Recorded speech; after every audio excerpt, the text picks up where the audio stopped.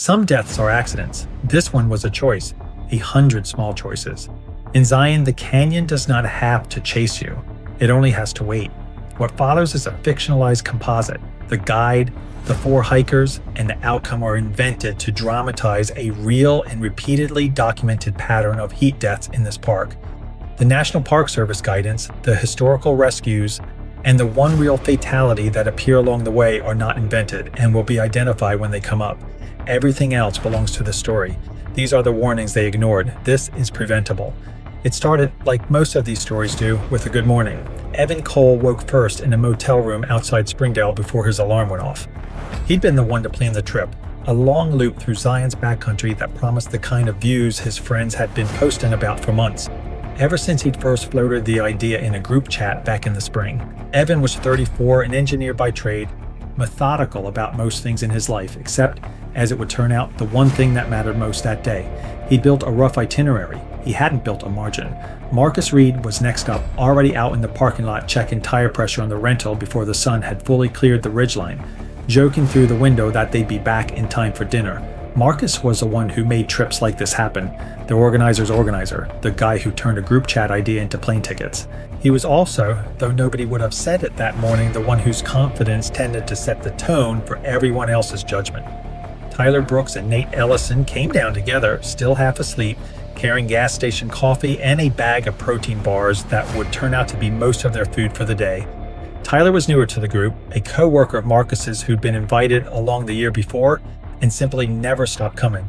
Nate was the quiet one, the one who usually deferred to whatever the group decided, comfortable letting louder voices make the calls. They met their guide, Daniel Mercer, at 7:15 in the gravel lot near the trailhead. Daniel had spent 6 seasons guiding canyons across southern Utah, long enough to have developed a habit that had nothing to do with friendliness. Before he shook a single hand, he looked at us. 4 packs laid out on the tailgate of the rental. Not enough water in any of them, by his read, but water could still be added before they left the lot, and that part was fixable. What worried him more was the time on his watch. 7:15 was late for the route Evan had chosen, in the middle of summer, on a day already forecast to be one of the hottest of the season. Daniel said so plainly, standing by the truck while the men filled their bottles from a jug he kept for exactly this purpose. He recommended they push their start earlier next time, and more urgently, that they shorten the route given how late they already were. Evan laughed it off, said they'd factored in buffer time. Marcus said they'd hiked worse in Arizona in July, in weather that made this look mild. Tyler and Nate nodded along, the way people do when they've already decided something and are just waiting for the conversation to end so the day can start. Daniel let it go. A late start was a problem. It was not yet a fatal one. By 8 o'clock they were on the trail, and for the first 2 hours nothing about the day suggested what was coming. The light was still soft, gold rather than white. The rock still held some of the night's coolness against bare hands. Marcus set a strong pace out of the gate, and Evan matched him, stride for stride, competitive in the easy way old friends are with each other. Tyler and Nate trailed a little behind, stopping every so often to photograph the canyon walls climbing higher on either side of the trail, red and gold and already catching the early sun. Daniel walked near the back of the group, watching more than talking, doing the quiet arithmetic of heat, distance, and water. That was the actual job he had been hired to do. An arithmetic none of the 4 men behind him were doing at all. The National Park Service tells every visitor to Zion that this is an extreme desert environment and recommends carrying at least 1 gallon of water per person per day, 4 liters, in country with almost no reliable natural water along its most popular routes. Between the 4 of them, Evan, Marcus, Tyler, and Nate were carrying less than that combined for a full day out. None of them had done the math on it. Daniel had, back at the trailhead, and had been waved off. By 10:30, the heat had arrived in earnest, climbing fast the way desert heat does once the sun clears the canyon rim. The walls, instead of offering shade, seemed to hold the sun and throw it back at the men walking between them, turning the trail into something closer to a corridor of reflected light. Tyler was the first to slow down, dropping a few steps behind Nate, wiping his face more often than the pace should have required. Nobody mentioned it. Marcus was still moving fast, still enjoying himself, calling back jokes over his shoulder, and Evan was following Marcus's energy the way he usually did, letting someone else set the emotional temperature of the day. It was around this point that Daniel raised the water question again, moving up the line to ask each of them individually how much they had left. The answers worried him, not because anyone had run dry yet, but because of how much they had already gone through this early, with the hardest and hottest stretch of the route still ahead of them. He suggested calmly that they turn back toward the trailhead while that was still the easy option. Marcus asked how far they'd already come. Daniel told him. Marcus did the math out loud and said turning around now, this close to what they'd come for, felt like giving up for nothing. Evan agreed. Tyler and Nate, tired but not yet in real trouble, went along with the group, the way the quieter half of any group usually does. This is the moment worth sitting with, because nothing dramatic had happened yet. Nobody was sick, nobody had collapsed. It was simply 4 men, a guide, and a choice. Continue or turn around, made while every single one of them was still completely capable of making it safely either way. They chose to continue. It would not be the last chance they had. It would be the last chance that cost them nothing. By noon, the temperature in Zion Canyon on a day like this can climb well past 100 degrees, and the trail Evan had planned did not offer the men much relief from it. Long, open stretches of slick rock and sand, with only occasional pockets of shade tucked beneath overhangs. Nate was the next to fall visibly behind. He complained of a headache, dismissed it himself as ordinary dehydration he could drink through, and kept walking rather than say anything that would slow the group down. Tyler stayed near him, less out of concern than shared fatigue. Marcus and Evan, still moving faster than the other two, had pulled far enough ahead that Daniel found himself managing 2 separate groups strung out along the same exposed stretch of trail, unable to watch both at once. This is where Daniel made the call he was actually trained to make. He waited for the group to close the gap, gathered all 4 of them together in the thin shade of a rock overhang, looked at Nate's color, looked at how much water remained across the group, and told them plainly, this hike ends now. Immediate turnaround, not a suggestion, an order. The National Park Service's own operating guidance for commercial activity in Zion says exactly this is what a guide is responsible for. Recognizing environmental hazards, including heat and insufficient water, and acting on that recognition before it becomes an emergency. Daniel was doing his job in that moment, at the exact point in the day when doing it would have still worked, when turning around would have meant nothing worse than a long, hot, disappointing walk back to an air-conditioned truck. Marcus argued first. He said Nate just needed a few minutes in whatever shade they could find, not a full retreat with hours of hiking still ahead of them to reach the trailhead. Evan, tired and sunburned and unwilling to admit the day had already gone wrong under his own plan, backed him up. Tyler, exhausted himself, didn't have much fight left either way and mostly stayed quiet.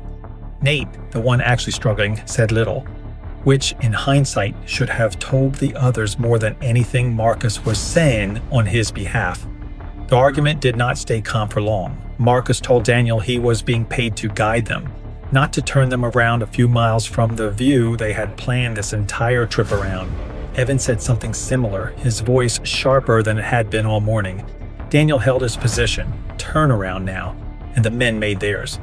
They told him, in words that would be the last real conversation the group had with him, to head back without them. They would finish the loop on their own. Daniel did not want to leave them. He said so more than once, standing in that thin patch of shade while the argument circled back on itself. But 4 adults on a marked trail, insisting they no longer wanted a guide, left him with no real authority to physically stop them from walking on. He gave them what water he could spare from his own supply, laid out the clearest directions he could for the fastest way off the exposed section still ahead, and started back down the trail alone, glancing over his shoulder more than once, hoping the heat would talk sense into them within the hour and he'd find them behind him before he reached the truck. They did not turn back, and Daniel, without a group to guide anymore, had no way of knowing that. What happened over the next several hours inside Evans, Marcus's, Tyler's, and Nate's bodies follows a pattern the National Park Service has documented extensively, because it happens in this canyon more often than most visitors realize, usually to people who look right up until it happens to them, exactly like these 4 men. Nate's headache, the one he'd shrugged off before noon, sharpened into something he could no longer talk himself out of. His stomach turned. He stopped twice to vomit at the edge of the trail, and each time the group rested only a few minutes before Marcus, still trying to hold the day together through sheer will, pushed them back onto the feet. Tyler's skin had gone pale, cool, and clammy despite the heat pressing down on all of them. a sign the Park Service specifically identifies as heat exhaustion, and specifically instructs hikers to respond to by stopping immediately, finding shade, and resting until it fully passes. Nobody in the group recognized what they were looking at in each other.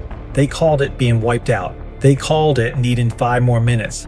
They kept walking because stopping meant admitting something none of them wanted to be the first to say. Evan, of the 4, held up the longest. He'd been strong all morning, and something in him didn't want to be the one who called it, not after he'd been the one to plan the day and the one who'd sided against Daniel back at the overhang. He kept checking on Tyler and Nate, kept telling them they were close, kept believing, or making himself believe, that the exit was nearer than it actually was. Marcus, meanwhile, had gone quiet in a way that wasn't like him at all.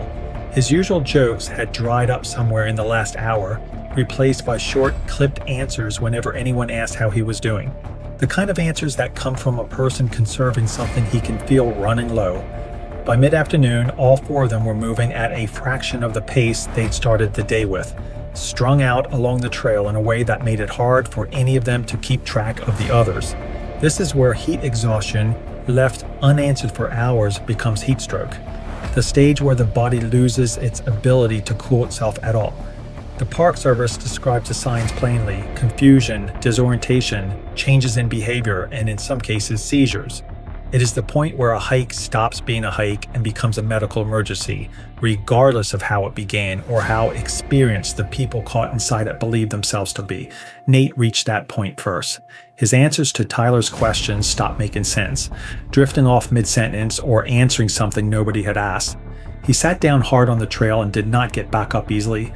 And when Marcus and Avon finally caught up and understood how far past uncomfortable he actually was, the entire day changed shape. It was no longer 4 friends finishing an ambitious hike. It was 3 exhausted, dehydrated men trying to figure out how to get a 4th, now incapacitated man out of a canyon, with a fraction of the water they'd started with and no guide beside them to tell them what to do next. This is precisely the arithmetic the Park Service warns about when it tells visitors that even minor injuries in Zion's backcountry can become major ones, because help may be hours away. Every minute Tyler and Evan spent trying to move Nate or arguing quietly about whether to split up and go for help separately cost them water and strength they no longer had in reserve to spend. Marcus, the one who had argued hardest against turning around, was now the one pushing hardest to find a way to call for help. Scrambling partway up a slope for a signal, coming back down empty-handed, trying again. It took time. Cell coverage in the canyon is unreliable at best, patchy along the rim and nearly non-existent below it. And it took Marcus climbing higher than any of them wanted him to leave the group, away from Evan and Tyler and Nate, before a call to Zion Dispatch finally connected. He gave what location information he could manage. It wasn't much: a description of the terrain around them, a rough estimate of how far they'd hiked, a guess at how long ago they'd passed the last junction he could remember by name. There's a real case that shows exactly how much that gap between the call and the rescue can cost. On August 30th, 2021, Zion Dispatch received a report of a hiker suffering heat exhaustion near the exit of the subway, a demanding route deep in the park's backcountry. The hiker was John Henry Wolfe, 32 years old. Park medics and EMTs responded and found him unresponsive. They performed CPR for close to an hour before resuscitation was called, under medical control guidance. He was extracted by helicopter, long lined out because the terrain allowed nothing faster. Wolfe's case stands entirely on its own. It isn't part of this fictional story, and nothing about his circumstances is transferred onto Evan, Marcus, Tyler, or Nate. It's offered here because it proves this danger is not exaggerated for effect. It happened in this exact park to a real man with a real name on a hike he expected to walk away from. Back on the trail, Marcus made his way down to Evan and Tyler with the news that help was coming, though he couldn't say how soon. Nate had not improved while he was gone. His breathing had changed, shallower and faster than it had been even 20 minutes earlier. He wasn't responding the way he had been able to just before Marcus climbed off to find a signal. Evan sat beside him, trying to keep him in whatever thin shade the canyon wall offered as the sun moved, while Tyler, barely steadier than Nate at this point, tried to flag down any other hikers who might pass, without much luck on a route this far off the main corridor. There's a version of this story that ends differently, and it isn't hypothetical. In 2015, a 21-year-old hiker on Zion's observation point trail ran out of water and radioed dispatch himself before things got as bad as they would get for Nate. Other hikers passing by gave him what little they had to spare, about 10 ounces total, barely enough to wet his mouth. Rangers were tied up with other rescues at the time, and it took a while before help became available. Once it did, 2 rescuers hiked in carrying water and Gatorade, reached him, and brought him and a second patient safely out, closing the incident that evening at 1830 hours. He survived because the danger was caught while he was still capable of waiting for it to be answered, still mobile, still able to hold on. That is not what happened to Nate, Tyler, Marcus, and Evan. By the time rescuers finally located their position, hours had passed, not minutes, and Nate's condition had moved well past the point where water and Gatorade alone could reverse it. For Evan Cole, Marcus Reed, and the 2 men hiking beside them, their Zion outing would be their last. None of this happened because the men were careless people, or because they set out that morning wanting anything other than a good day in a beautiful place. Evan had planned a trip he genuinely wanted his friends to enjoy, down to the route, down to the sunrise light he'd wanted them to see on the canyon walls. Marcus had pushed hard because pushing hard had always worked for him before, on every other trip in every other year. Tyler and Nate had trusted the group around them the way anyone reasonably would trust the people they'd traveled hundreds of miles to hike with. What none of them had done was to accept, in the moment it actually mattered, that the choice standing in front of them, Daniel's choice, offered freely hours before any of it became irreversible, was the only one that would have kept the day ordinary. That choice had a name, and it was spoken out loud on the trail in the thin shade of a rock overhang by the one person there whose entire job was to say it. We turn around now. Nate, in his own quiet way, had been closest to agreeing with it. Marcus rejected it outright. Evan sided with Marcus the way he'd sided with him all morning. Tyler went along because going along was easier than being the one who broke from the group, and by the time any of the 4 of them understood what that sentence had actually been worth, it was no longer available to them at any price. The canyon did not trick Evan, Marcus, Tyler, or Nate.